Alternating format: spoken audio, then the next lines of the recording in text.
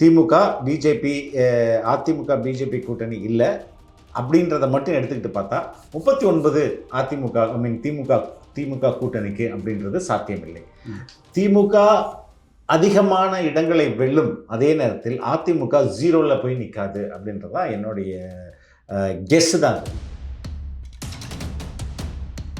முன்பு செயல்பட்ட மாதிரியே நீ வந்து உதயசூரியனில் நில்லு, நீ உதயசூரியனில் நில்லு, நீ வந்து இங்கே நில்லு அப்படின்ற மாதிரியான இந்த பழைய கேமை இவங்க இந்த முறை ஆடுவதை அவாய்ட் பண்ணணும்.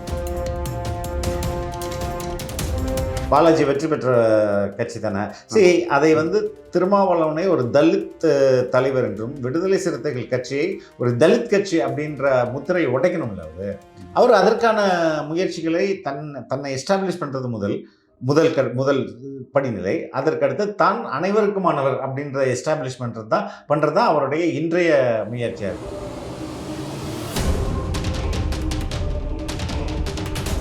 நோட்டாவுக்கு கீழேன்னு சொல்லியிருந்தாங்க, பாருங்கள் எல்லா தொகுதியிலும் எவ்வளோ ஓட்டு வாங்கியிருக்கோம், இது வந்து என்னால் கிடைத்த ஓட்டு அப்படின்னு அதை கிளைம் பண்ணுறது. இது ரெண்டுக்குமே பிஜேபி ஏடிஎம்கே அலையன்ஸ் இருந்தால் அது நீங்கள் ப்ரூவ் பண்ண முடியாதுல்ல.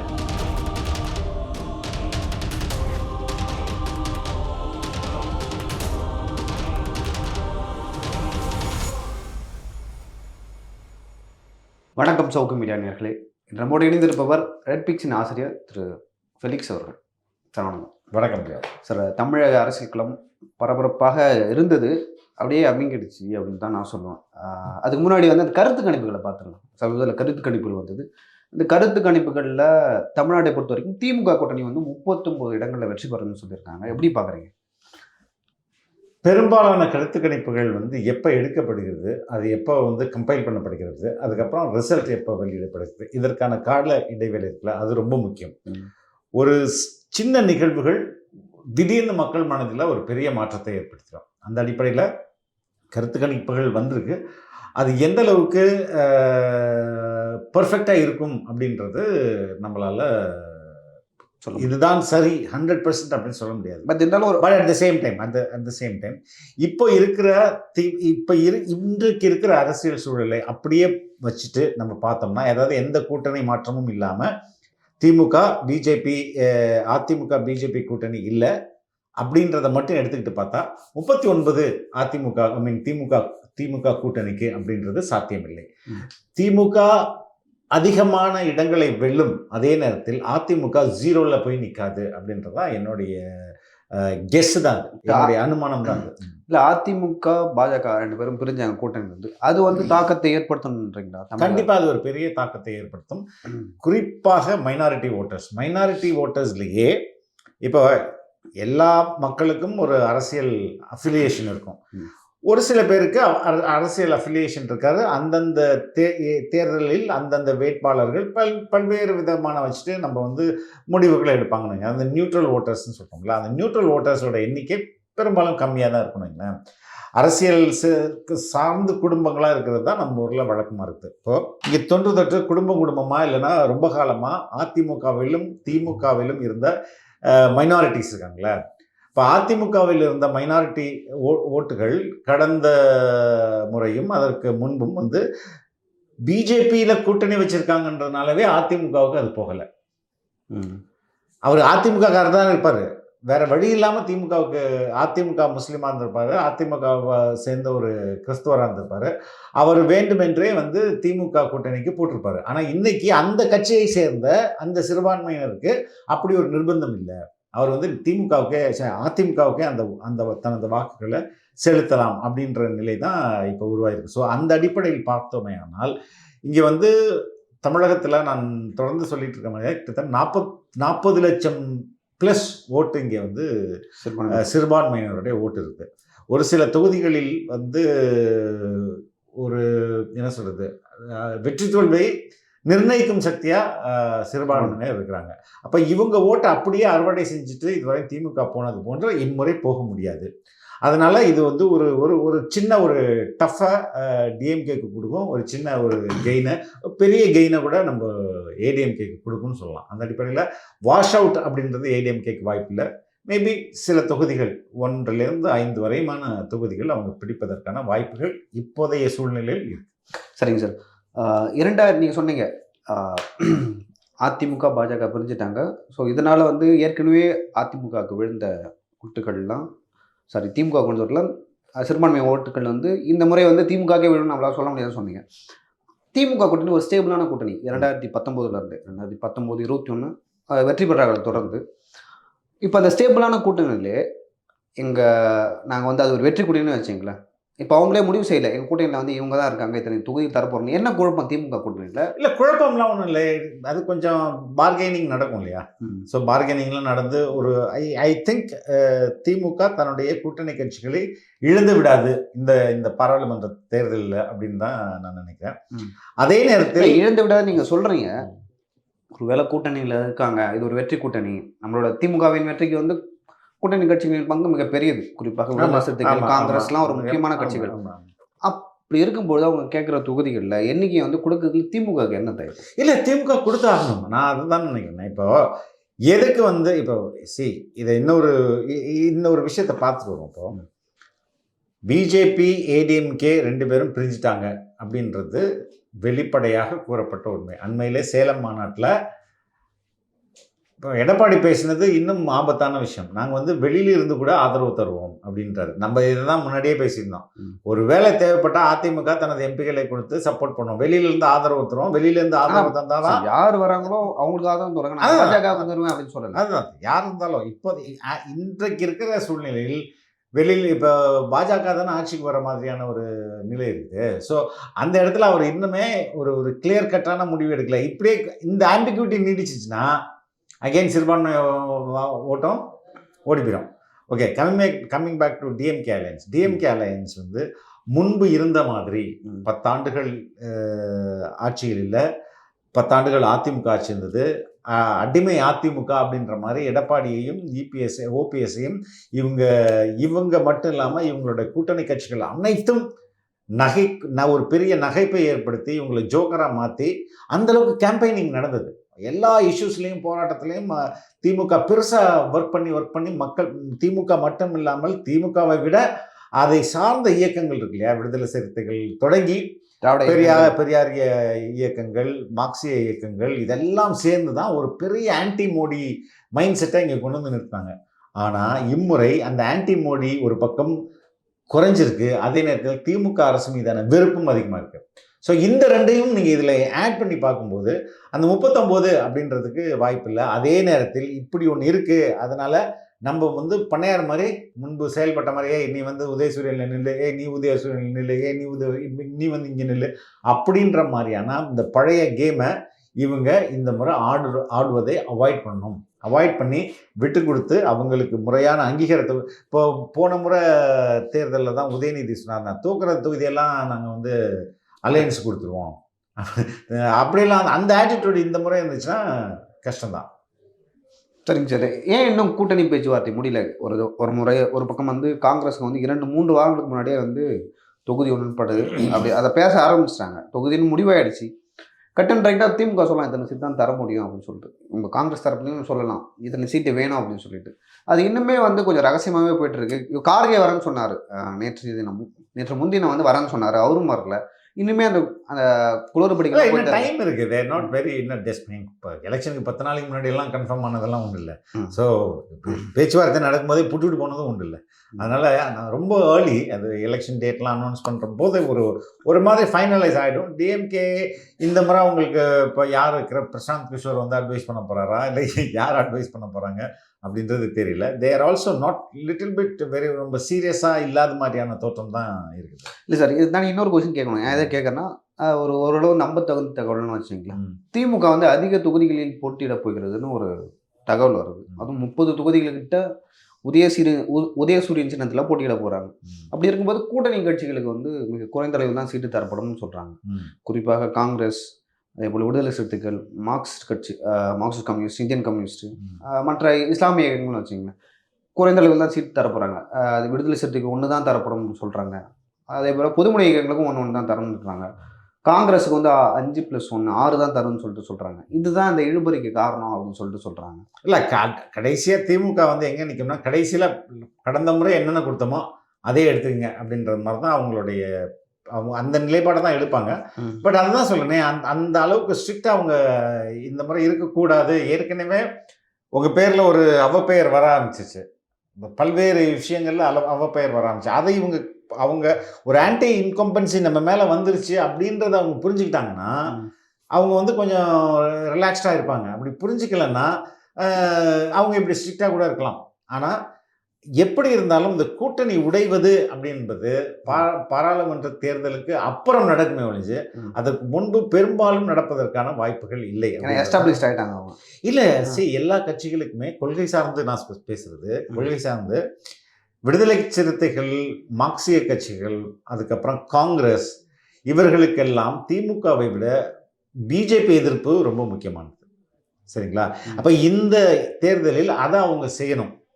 அதற்கு திமுகவுடன் சேர்ந்து பண்ணும்போது தான் அது எஃபெக்டிவா இருக்கும் அப்படின்னு அவங்க நினைப்பாங்க. நிச்சயமா எனக்கு இங்க 10 சீட் தரல, அதனால நான் வந்து உடைச்சிட்டு ஏடிஎம்கேக்கு போறேன்.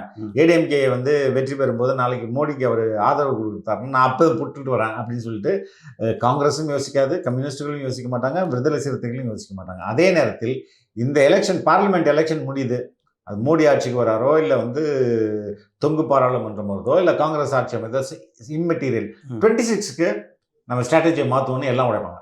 அப்போ தான் அந்த அந்த ஹவுஸ் ஆஃப் கார்ட்ஸ் மாதிரி அது உடைவதற்கான வாய்ப்புகள் ரொம்ப அதிகம்னு நான் கெஸ் பண்ணுறேன். சரிங்க சார். திருமாவளவன் அவர்கள் வந்து 4 நாடாளுமன்ற தொகுதியில் கேட்குறாரு, 3 தனி தொகுதிகளையும் ஒரு பொது தொகுதியும் கேட்குறாரு. எப்படி பார்க்குறீங்க இது? தனது கட்சி வந்து அடுத்த கட்டத்தை கொண்டு போகிறோம். ஆமாம், ஏற்கனவே ஐ திங்க் சட்டமன்ற தேர்தலிலே ஒரு பொது தொகுதியில் நிறுத்தி பாலாஜி வெற்றி பெற்ற கட்சி தானே. சரி, அதை வந்து திருமாவளவனை ஒரு தலித் தலைவர் என்றும், விடுதலை சிறுத்தைகள் கட்சியை ஒரு தலித் கட்சி அப்படின்ற முத்திரையை உடைக்கணும்ல அவர் அதற்கான முயற்சிகளை தன்னை எஸ்டாப்ளிஷ் பண்ணுறது முதல் படிநிலை. அதற்கடுத்து தான் அனைவருக்குமானவர் அப்படின்ற எஸ்டாப்ளிஷ்மெண்ட் பண்ணுறது தான் அவருடைய இன்றைய முயற்சியாக இருக்குது. அதனால தான் அவர் பொது தொகுதியிலையும் கேட்குறாரு. பொது தொகுதியில் வெற்றி பெறும்போது தான் எல்லா மக்களாலும் விசிகே அங்கீகரிக்கப்பட்டது அப்படின்றத வெளியில் சொல்ல முடியும். அதற்கான முயற்சி அதை அவருக்கு கொடுத்தே ஆகணும்னு தான் நான் நினைக்கிறேன். சரிங்க சார். இப்போ கம்யூனிஸ்ட் கட்சிகளை நீங்கள் எப்படி பார்க்குறீங்க? ஒரு தொகுதி தான் தருவோம்னு சொல்லிட்டு சொல்கிறாங்க. எப்படி பார்க்குறீங்க? கம்யூனிஸ்ட் கட்சிகள் வந்து திமுக கூட்டணி இருக்கும்பொழுது திமுக பற்றி வந்து எதுவுமே பெருசாக விமர்சனம் செய்ததே இல்லை. தெரிஞ்ச அதிகபட்சம் வந்து அந்த ஸ்டெர்லைட் வழக்கில் வந்து ஒருவருக்கு பதவி உயர்வு கொடுத்தாங்க, அதெல்லாம் வந்து அறிக்கை விட்டாங்க.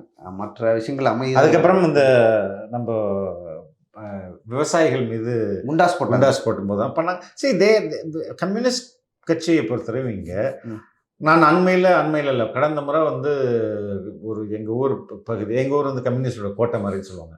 நாகப்பட்டினம், தஞ்சாவூர், மன்னார்குடி, திருத்துறைப்பூண்டி இதெல்லாம் வாங்கி இப்போ கூட திருத்துறைப்பூண்டிலேருந்து கம்யூனிஸ்ட் கட்சியோடைய அவர் தான் எம்எல்ஏ. அப்போது அங்கெல்லாம் வெரி ஸ்ட்ராங். ஒரு நிவாரணம் கொடுக்கறதுல லேட் ஆகிடுச்சு. அதனால் கம்யூனிஸ்டுகள்லாம் சேர்ந்து ஒரு போராட்டம் பண்ணுறாங்க. இப்போ ஒரு தென்னை மரத்தையும் 2 தென்னை மரத்தை நடுரோட்டில் போட்டு உட்காந்துட்டாங்க. போராட்டம் ரொம்ப வலிமையாக நடக்குது. யாரும் உள்ளே போக முடியல, வெளில வர முடியல. நீங்கள் உத்தரவாதம் கொடுத்தா தான் நாங்கள் கிளம்புவோம்னு நிற்கிறாங்க. ஆனால் அந்த கூட்டத்தில் இருந்தவர்கள் எல்லோருமே 60 வயதிற்கு மேல். அதுதான் அவங்களுடைய. பட் எல்லாருமே கொள்கை ரீதியாக ரொம்ப ஸ்ட்ராங்காக இருக்கிறாங்க. ஆனால் 60 வயதுக்கும் மேலானவர்கள் தான் அங்கே இருக்கிறாங்க. அதே நேரத்தில் ஒரு பக்கம் கம்யூனிஸ்ட் ஆஸ் அ சித்தாந்தமாக இங்கே யங்ஸ்டர்ஸ் கிட்ட, அதுவும் நகரத்தில் உள்ளவங்கள்ட்ட சித்தாந்த ரீதியில் வளர்ந்துருது. ஆனால் பார்ட்டி அசஸ்டா வளர்ந்துருக்கா அப்படின்னு கேட்டால் வளரல. கட்டமைப்பு இருக்கு. ஆனால் அந்த பார்ட்டி எல்லா ஊர்லேயும் சின்ன ஊர்லேயும் ஒரு கொடிமரம் இருக்குது, ஒரு கட்சி ஆஃபீஸ்ன்ற ரேஞ்சில் ஆஃபீஸ் இருக்குது. இந்த கட்டமைப்பு இருக்குது. அதற்கு வலுவூட்டி இளைஞர்களை கட்சியோடைய எண்ணிக்கையை உயர்த்தணும்னு இருக்குல்ல, இந்த தலைமுறை கொண்டு சேரல. அப்போ அதனால இப்போ அவங்க வந்து day by day they are losing their number of voters. அனுதாபிகளை வந்து நகரங்களில் வந்து படித்த இளைஞர்கள் அட்ராக்ட் பண்ணியிருக்கு. அது வந்து இவங்க பண்ணல, அந்த சித்தாந்தமே அவங்களை அட்ராக்ட் பண்ணியிருக்கு. பெரும்பாலும் இங்கே இருக்கிற ஜேர்னலிஸ்டாக இருக்கட்டும், மீட் பண்ணுற ஆட்களாக இருக்கட்டும், ஓரளவுக்கு லெஃப்ட் ஓரியன்டாக இருப்பாங்க. அது காரணம் கம்யூனிஸ்ட் கட்சி செஞ்ச வேலை கிடையாது. அவங்க கல்லூரியில் படித்தது, அவங்க வேரியஸ் இன்ஃப்ளூயன்ஸ் பண்ணி அவங்கள அந்த நிலைமைக்கு இருந்திருக்கு. ஆனால் இதை ரெக்கக்னைஸ் பண்ணி ஒரு மாதிரியான ஒரு ரெஃபர்மேஷன் அந்த கட்சிக்குள்ளே பண்ணி நீங்கள் கீழேருந்து வளர்த்து எடுத்தால் தான் அது முடியும். ஆனால் அதனால தான் சொல்கிறேன், அது அவங்க வந்து அவங்களுக்கு கொடுக்கப்படுற நம்பர்ஸ் சரிதான், கம்மியாக கொடுத்தாலும் ஓகே. ஏன்னா அது அவங்களோட மிஸ்டேக். அவங்க பார்ட்டியை வளர்க்கலையே. எல்லாரும் இப்போ அந்த காலத்து அப்போ அந்த போராட்டத்தில் இருந்த 50 வயது 60 வயது 70 வயதெல்லாம் இன்னும் ஸ்ட்ராங்காக இருக்காங்க. கம்யூனிஸ்ட் சிவப்பு துண்டை போட்டு அந்த பச்சை பெல்ட்டை கட்டிட்டு இருக்கிறாங்க. பட் அடுத்த ஜென்ரேஷனு நீங்கள் வளர்த்து அதை தான் திமுக, அதிமுக, நாம் தமிழர், விஜய்னு இப்படி பிச்சை எடுத்துகிட்டு போகிறாங்களா. நீங்கள் வந்து சித்தாந்தத்தை ஊட்டி வளர்க்கல. ஸோ அதெல்லாம் அவங்களுக்கு கொடுக்குற நம்பர் வந்து சரிதான்னு நினைக்கிறேன் நான். சரிங்க சார். இப்போ அதிமுக கூட யார் கூட்டணி வரும் வைப்பாங்க? அதிமுகவோட நிலை என்ன? கௌதமி கௌதமி போயிருக்காங்களா? சரி, அதிமுக அதான் சொல்லணேன், தன்னுடைய நிலையை பிஜேபி எதிர்ப்பு அப்படின்றதை இன்னும் திடமாக அறிவிக்கணும், திடமாக அதில் செயல்படணும். ஓப்பனாக அவர் வந்து இன்னும் வந்து ஒரு மறைமுகமான ஒரு உறவை வச்சுக்கிட்டு இருக்க மாதிரி தான் பிஜேபிக்கு அவர் செய்தி சொல்கிறார்.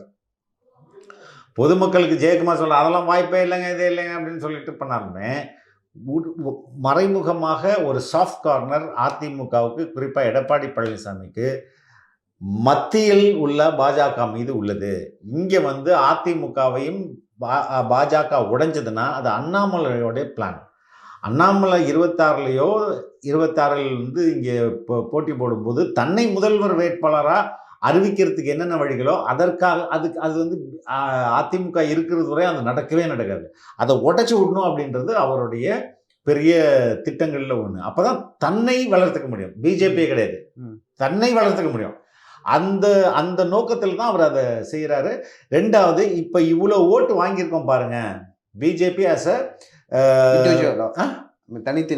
தனித்தோ சிறு கட்சிகளோட கூட்டணி நின்னோ இவ்வளவு ஓட்டுகளை வாங்கியிருக்கோம். இது என்னுடைய உழைப்பால் வந்த ஓட்டுகள்.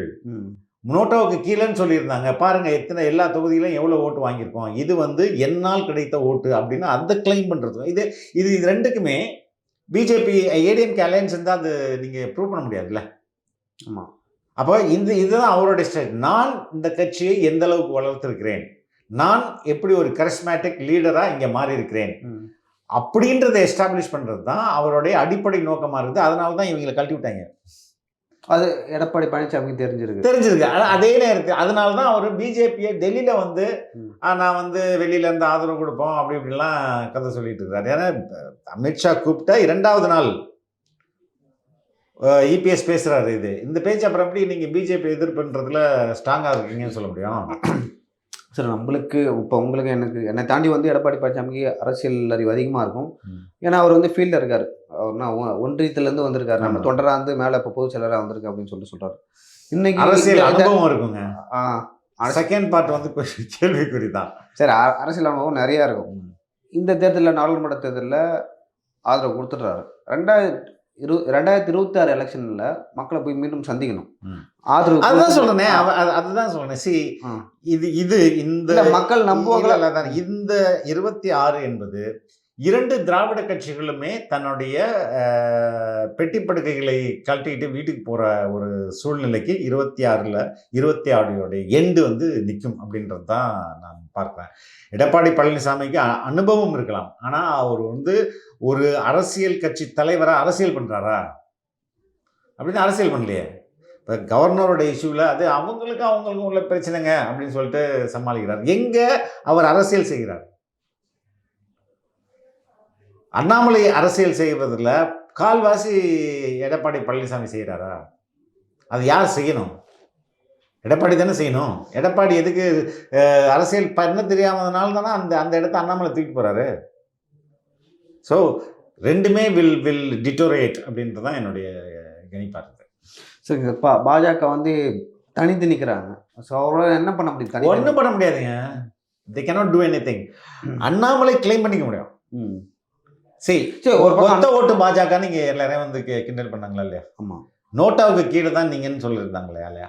ஆனால் கடந்த 10 ஆண்டுகளாக மத்திய அரசில் பாஜக ஆட்சியில் இருக்குது. அதன் மூலமாக நிறைய திட்டங்கள் ஒவ்வொரு இண்டிவிஜுவலுக்கும் போயிருக்குது. வீடு கட்டும் வீடு, மோடி வீடு, மோடி அரிசி, மோடி இன்சூரன்ஸு அப்படின்னு மோடி பெயரை வைத்து இங்கே நிறையா திட்டங்கள் வந்து உள்ளே போயிருக்கு. அது அரசின் திட்டங்கள். ஆனால் மக்கள் வந்து மோடி பண்ணுறாங்க அப்படின்றாங்க. அப்போ மோடியோட வீடு வாங்கும்போதே நீ இங்கே பாஜகவுக்கு ஓட்டு போட்டுனா உனக்கு சேங்ஷன் வாங்கி தரேன் அப்படின்றத ப்ராமிஸ் வாங்கி தான் அவங்க லோக்கல்லே செயல்படுறாங்க. அதே மாதிரி 10 ஆண்டுகளாக பிஜேபி ஆர்எஸ்எஸ் ரூட்டில் பண்ணியிருக்க, கிராஸ் ரூட் லெவலில் பண்ணியிருக்க ஒர்க்கு இதெல்லாம் இருக்குது. இது எல்லாத்தையும் யார் கிளைம் பண்ணிங்கன்னு நினைக்கிறாங்க?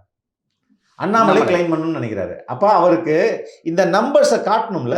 இந்த பார், நேற்று வந்து -1ல் இருந்தீங்க, இன்னைக்கு வந்து நான் வந்து 100க்கு கொண்டு வந்திருக்கேன், அடுத்தது விட்டா நான் வந்து 10,000க்கு எடுத்து போவேன் அப்படின்றத அவர் காட்டணும்ல. அதற்கு இதை விட்டு அது அவருக்கு வேற எங்கேயும் கோல்டன் ஆப்பர்ச்சுனிட்டி இருக்குது.